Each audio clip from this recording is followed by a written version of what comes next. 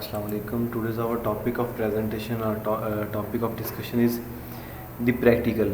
ये practical जो है इसमें सेपरेशन करेंगे कंपोनेंट्स की। कंपोनेंट जो है हमारे पास, मैं पहले बता देता हूँ, लैब में तो हमें नहीं बताए जाते, लेकिन यहाँ पर हमारे पास दो कंपोनेंट हैं, बीटा नेफ्थोल है और दूसरा है पैरा नाइट्रो एनिलीन। इन दोनों की हमने करनी सेपरेशन।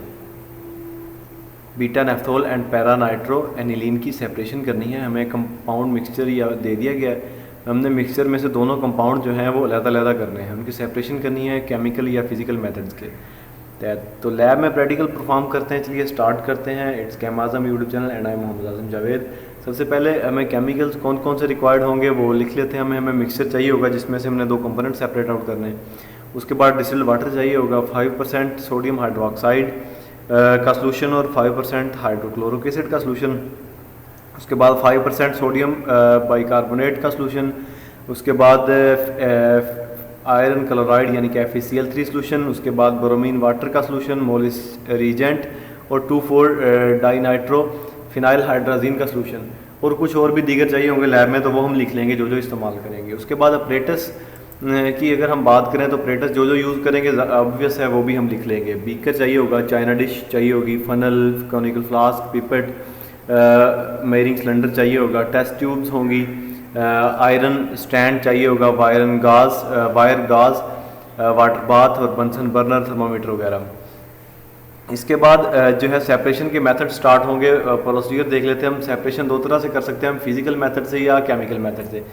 फिजिकल मेथड में हम क्या करते हैं कि मिक्सर जो होता है उसे डिस्टिल्ड वाटर में डिज़ोल्व करते हैं, फिर उसे फ़िल्टर कर लेते हैं। यहाँ पर बाज़ औक़ात ऐसा होता है एक कंपोनेंट जो है वो हमारा डिज़ोल्व हो जाता है डिस्टिल्ड वाटर में रूम टेम्परेचर पर ही, तो बाज़ औक़ात नहीं होता। अगर नहीं हो रहा डिज़ोल्व आपका कोई कंपोनेंट भी, तो फ़िल्टर करने के बाद भी आपको नहीं पता चल रहा या पहले ही आपको पता चल गया कि कोई कंपोनेंट नहीं डिज़ोल्व हुआ, तो आप उसे वार्म करेंगे थोड़ा सा डिस्टिल्ड वाटर को, उसमें डिज़ोल्व करने की कोशिश करेंगे, फिर फ़िल्टर करेंगे। यहाँ पर जो है ज़्यादा चांसेस हैं कि एक कंपोनेंट जो है आपका वो डिज़ोल्व हो जाए।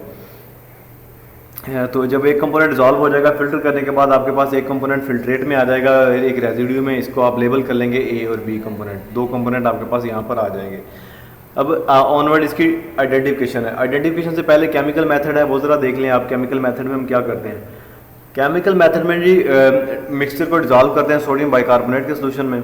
यहाँ पर एक कंपोनेंट जो है वो डिज़ोल्व हो जाता है, दूसरा कंपोनेंट नहीं होता, तो इसे फ़िल्टर करते हैं। जो रेजिड्यू होता है उसे कंपोनेंट A कहते हैं, जो रेजिड्यू जो फिल्ट्रेट होता है उसे हम कंपोनेंट B कहते हैं। या आप ऐसा करते हैं बाज़ औक़ात के अगर आपको कोई क्लियरली सेकंड कंपोनेंट जो है वो नहीं सेपरेट आउट हो रहा होता, तो यहाँ पर आप क्या करते हैं, आप थोड़ा सा एसिडिफाई करते हैं। कोई भी एसिड लेकर, मोस्टली हम डाइल्यूट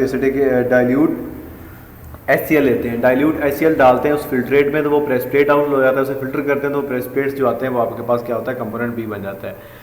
तो आफ्टर सेपरेशन आप क्या करते हैं, आप आइडेंटिफिकेशन की तरफ चले जाते हैं कि आपके पास जो इधर दो कंपोनेंट्स आए हैं, जिनमें से एक कंपोनेंट A आपने लेबल किया और दूसरा कंपोनेंट B, तो उनकी आप आइडेंटिफिकेशन करते हैं। कंपोनेंट A जो था मेरे पास, मेरे केस में मैं यहाँ पर उसकी आइडेंटिफिकेशन करने जा रहा हूँ। तो आप देखें कैसे आइडेंटिफिकेशन होती है। फिजिकल स्टेट मैंने चेक की, क्रिस्टलाइन सॉलिड था, इसका मतलब कोई भी कंपोनेंट हो सकता है, इससे कोई खास बात वाज़ेह नहीं हुई। ऑर्डर की बात करें, स्मेल फिनोलिक थी, इसका मतलब कोई फिनोलिक क्लास या इसके रिलेटेड कोई कंपाउंड हो सकता है। कलर की बात की, कलर मैंने देखने की कोशिश की तो मुझे पता चला कलरलेस है, तो इसका मतलब ये भी कोई भी कंपाउंड, ये भी कोई क्लियर वाज़ेह इंडिकेशन नहीं थी। इग्निशन चेक की तो स्मोकी था, इसका मतलब कोई एरोमेटिक क्लास हो सकती है। उसके बाद इसका मैंने सिंपली वाटर में डिज़ोल्व करने की कोशिश की, सॉल्युबल करने की कोशिश की, तो ये सॉल्युबल नहीं हुआ, ये रहा इनसॉल्युबल। इसका मतलब कोई नॉन पोलर है, क्योंकि पोलर जो होता है वो वाटर में सॉल्व हो जाता। उसके बाद इसको सोडियम हाइड्रोक्साइड में सॉल्व करने की कोशिश की, तो यहाँ पर ये सॉल्युबल हुआ। इसका मतलब कोई ऑर्गेनिक एरोमेटिक या कोई दूसरी हायर क्लास जो है जिनमें कार्बोक्सिलिक एसिड या नाइट्रोफिनोल्स वगैरह हो सकते हैं। फिर इसको सोडियम बाइकार्बोनेट के साथ डिज़ोल्व करने की कोशिश की, जिसमें ये सॉल्युबल हो गया। इसका मतलब कोई वीक एसिड या फिनोल क्लास हो सकती है। तो उसके बाद ब्रोमीन वाटर टेस्ट किया। ब्रोमीन वाटर टेस्ट की बात ट्राई किया, तो उसमें है कलर जो है वो डिसअपीयर नहीं हुआ। इसका मतलब कोई अनसैचुरेशन प्रेजेंट है, कोई अनसैचुरेटेड कंपाउंड है हमारे पास जिसमें डबल ट्रिपल बॉन्ड्स वगैरह हो सकते हैं। उसके बाद फैथलीन टेस्ट की तरफ चले गए हम। तो फैथलीन टेस्ट में क्या दिया, very faint green with light slide fluorescence colour आ गया हमारे पास। इसका मतलब बीटा नेफ्थोल जो है यहाँ पर इंडिकेशन आ गई हमारे पास कि बीटा नेफ्थोल हो सकता है। उसके बाद मेल्टिंग पॉइंट जब चेक किया तो यहाँ पर पता चला 122 डिग्री सेंटीग्रेड है, और ये जो हमने जब लिटरेचर के साथ मैच किया तो पता चला ये 122 डिग्री सेंटीग्रेड जो है ये बीटा नेफ्थोल का है, ये लिटरेचर से हमें पता चल गया। तो ये हमारा बॉइलिंग पॉइंट जो है ये मैच हो गया, सॉरी मेल्टिंग पॉइंट मैच होगा किसके साथ, बीटा नेफ्थोल के साथ, तो इसका मतलब बीटा नेफ्थोल कन्फर्म है। डेरिवेटिव बनाएंगे, एसीटेट्स बनाएंगे, ये आपके सामने ये जो स्क्रीन पर है ये रिएक्शन होगा। उसके बाद हम प्रोसीजर देख लेते हैं डेरिवेटिव कैसे बनाने हैं। 1.2 ग्राम फिनोल लेना है आपने 15 ml एसिटाइलिंग मिक्सचर में, उसे रिफ्लक्स करना है 20 मिनट्स के लिए। एक स्मॉल फ्लास्क में यूजली आप 50 ml की ले लेते हैं, कंडेंसर के साथ टेस्ट ट्यूब फिटेड करनी है विद एयर कंडेंसर, ठीक हो गया।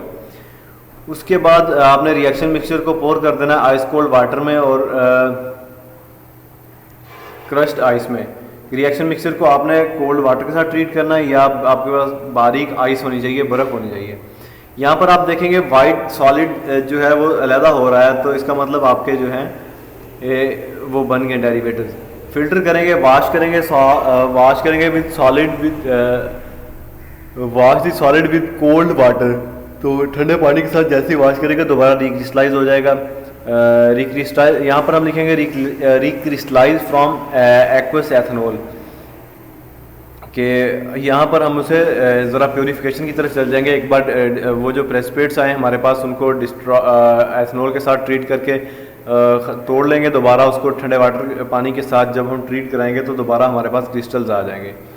डिस्कशन में हम लिखते हैं हमने क्या किया। कंपाउंड हमारे पास इनसॉल्युबल था वाटर में, सॉल्युबल था सोडियम हाइड्रोक्साइड में, स्मोकी था, और इग्निशन टेस्ट जो है उसका मतलब कोई एरोमेटिक या फिनोलिक क्लास वगैरह इंडिकेशन दे रही थी हमारे पास। कैथलीन टेस्ट से पता चला कि कोई वाकई फिनोलिक क्लास या बीटा नेफ्थोल जो है वो इंडिकेट हो गया था हमारे पास। मेल्टिंग पॉइंट जो है मेजर किया तो वो मैच हो गया किसके साथ, बीटा नेफ्थोल के साथ, तो इसका मतलब बीटा नेफ्थोल कन्फर्म हो गया हमारे पास। तो कंपाउंड ए जो है हमारे पास बीटा नेफ्थोल है, जिसमें दो ये स्ट्रक्चर उसका यानी कि 2 बेंजीन रिंग और उसके साथ एक हाइड्रोक्सिल ग्रुप। उसके बाद कंपाउंड बी है, उसकी आइडेंटिफिकेशन करनी हमने। कंपाउंड बी को अगर हम देखें तो इसकी फिजिकल स्टेट सॉलिड थी, इसका मतलब कोई क्लास भी प्रेजेंट हो सकती है। कलर देखें तो येलो है, इससे भी कोई वाज़ेह इंडिकेशन नहीं है। इसके बाद ऑर्डर की बात करें तो अमोनियम लाइक है इसका, तो इसके का मतलब कोई अमोनियम कंपाउंड वगैरह हो सकते हैं। वाटर के साथ ट्रीट किया तो इंसॉल्युबल रहा, तो इसका मतलब ये नॉन पोलर है, यानी कि नाइट्रोफिनोल्स या अमीन्स वगैरह हो सकते हैं। सोडियम हाइड्रोक्साइड के साथ ट्रीट किया तो इंसॉल्युबल रहा, इसका मतलब फिनोल्स या एरोमेटिक अमीन्स वगैरह हो सकते हैं। उसके बाद इसको ट्रीट किया था HCl के साथ, हाइड्रोक्लोरिक एसिड के साथ, यहाँ पर ये सॉल्युबल रहा, इसका मतलब एरोमेटिक अमीन्स वगैरह इसमें हो सकते हैं। ब्रोमीन वाटर टेस्ट किया वो नेगेटिव आया, अनसैचुरेशन नहीं थी इसमें। तो उसके बाद नाइट्रस एसिड टेस्ट किया, कोई रिएक्शन नहीं हुआ, इसका मतलब कोई सेकेंडरी या टर्शरी अमीन्स वगैरह हो सकते हैं। एजो डाई टेस्ट किया, इसका मतलब रेड और एक डाई आ गई इसमें ऑब्जर्वेशन में हमारे पास, इसका मतलब कोई एरोमेटिक अमीन्स वगैरह हो सकते हैं। तो जब हमने मेल्टिंग पॉइंट लिया तो मेल्टिंग पॉइंट में हमें पता चला 148 डिग्री सेंटीग्रेड है। जब हमने लिटरेचर मेजर किया, लिटरेचर से मैच किया तो पता चला पैरा नाइट्रो एनिलीन जो है ये उसका 148 डिग्री मेल्टिंग पॉइंट है। डेरिवेटिव बनाएंगे, इसके भी बेंजोएट बनाएंगे। तो ये इसके आपके सामने स्क्रीन पर डेरिवेटिव बन गए। आपने क्या किया, फिनोल का रिएक्शन करवाया किसके साथ, फिनाइल क्लोराइड के साथ, COCl, ठीक हो गया। इसके साथ आपने रिएक्शन करवाने के बाद बेंजोइल क्लोराइड के साथ आपने इसका रिएक्शन करवाया और आपके पास क्या आ गया, ये पैरानाइट, ये इसके आ गए डेरिवेटिव बेंजोइट्स आ गए। बेंजोइट्स बनाने का प्रोसीजर क्या है, 1 ग्राम ऑफ कंपाउंड हमने किसमें 5 ml ऑफ वाटर में डाला, उसके बाद टेस्ट ट्यूब में। उसके बाद हमने 5 ml ऑफ 10% सोडियम हाइड्रोक्साइड, उसमें साथ बेंजोइल क्लोराइड भी डाला हमने, यानी कि 5 ml हमने डाला सोडियम हाइड्रोक्साइड जो कि 10% सोल्यूशन बनाया हुआ था। तो साथ ही हमने क्या डाला, 1 ml बेंजोइल क्लोराइड। टॉप कर दिया टेस्ट ट्यूब को, ऊपर से ढक दिया, उसके बाद शेक किया for 7 minutes. The order of benzoyl chloride should disappear, उस वक्त तक आपने शेक करते रहना जब तक इसका ऑर्डर जो है बूसी ख़त्म ना हो जाए। कलेक्ट किया सॉलिड को बर्नर फर्नर पर और उसे वॉश कर लिया वाटर के साथ और रिक्रिस्टलाइज करना है। बाद में आपने अल्कोहल के साथ, ये आपके पास प्योर बेंजोएट्स आ गए। डिस्कशन में आपने यही लिखना जो आपने प्रोसीजर किया। इसमें क्या करेंगे, कंपाउंड जो है सॉल्युबल था वाटर में, इनसॉल्युबल था वाटर में और सोडियम हाइड्रोक्साइड में, सॉल्युबल रहा HCl में, इसका मतलब कोई एरोमेटिक अमीन्स वगैरह थे, एजो डाई टेस्ट किया, इसने ऑरेंज डाई दे दी which show the aromatic amines present. तो मेल्टिंग पॉइंट लिया, मेल्टिंग पॉइंट 148 डिग्री सेंटीग्रेड आ गया, जो कि लिटरेचर में मैच हो गया किसके साथ, पैरा नाइट्रोएनिलीन के साथ। तो ये था हमारा separation of two component mixture. इसमें दो कंपोनेंट हमने सेपरेट आउट कर लिए, एक पैरा नाइट्रोएनिलीन सेकंड वाला, और फर्स्ट वाला कंपोनेंट जो है हमारे पास वो बीटा नेफ्थोल था। अब तक के लिए इतना ही। ओके, अल्लाह हाफिज़।